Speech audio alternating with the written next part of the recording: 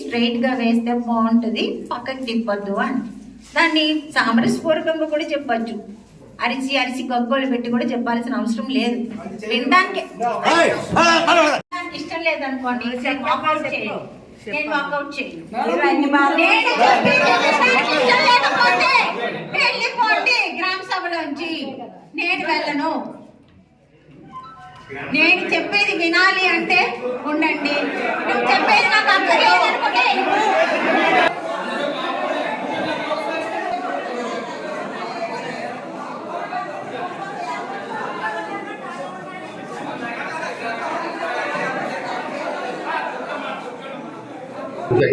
ఈరోజు ఎస్కోట మండలంలో మనము 516Bకి సంబంధించి ఏదైతే ల్యాండ్ ఎక్విజిషన్ చేస్తాం అనుకుంటున్నామో అన్న దాని మీద నోటిఫికేషన్ ఇచ్చిన తర్వాత ఈ గ్రామస్తులకు ఉన్న కన్సర్న్స్ ఏవైతే వాళ్ళు కొన్ని భయాలతో ఉన్నారో వాళ్ళని అడ్రస్ చేయడానికి వచ్చాము.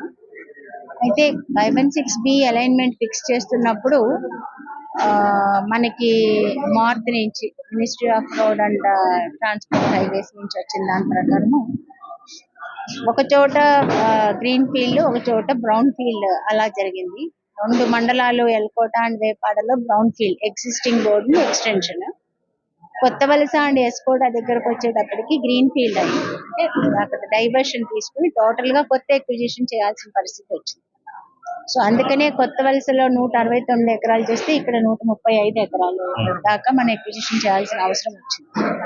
దీన్ని ఈ రోడ్డుని మనం బౌడారాలో ఏదైతే 516E కోసం ఎక్విజిషన్ చేసామో ఆ రోడ్డుకి మనం కలుపుతాం. సో అక్కడి నుంచి వైజాగ్ నుంచి ఇది ఒక కనెక్టివిటీ, బైపాస్ కనెక్టివిటీ కింద వస్తుంది.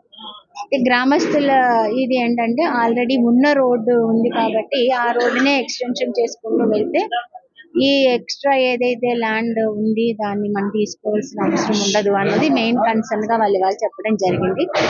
అయితే అలైన్మెంట్ ఫిక్సప్ చేసిన తర్వాత మళ్ళీ అది వాళ్ళకి అబ్జెక్షన్స్ ని మనం రిక్విజిషన్ డిపార్ట్మెంట్ కి పంపించాము. 3A నోటిఫికేషన్ తర్వాత 21 days లో వాళ్ళు అబ్జెక్షన్ ఇవ్వడానికి అవకాశం ఉంటుంది.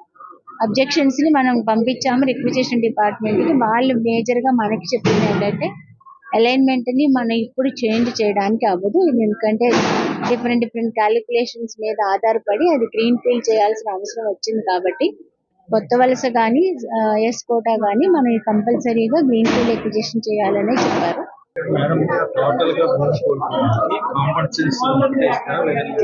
మనకి NH యాక్ట్ లో ఎక్విజిషన్ చేసినప్పుడు దీంట్లో రిహాబిలిటేషన్ అన్నది వర్తించిందండి. ఓన్లీ ల్యాండ్ పోయిన వాళ్ళకి. యాక్చువల్ గా రోడ్స్ ఎక్విజిషన్ లో ఏంటవుతుందంటే కొంత భూమి పోతే పక్కనున్న భూమికి అది అప్రిషియేట్ అవుతుంది వాల్యూ అన్న ఒక ఉద్దేశం కొద్దీ R&R ప్యాకేజ్ దీనికి అప్లికబిలిటీ ఇవ్వలేదు. ఇది స్టేట్ ప్రాజెక్ట్ కాదు కాబట్టి LRR యాక్ట్ లో R&R ప్యాకేజ్ NH కి వర్తించింది.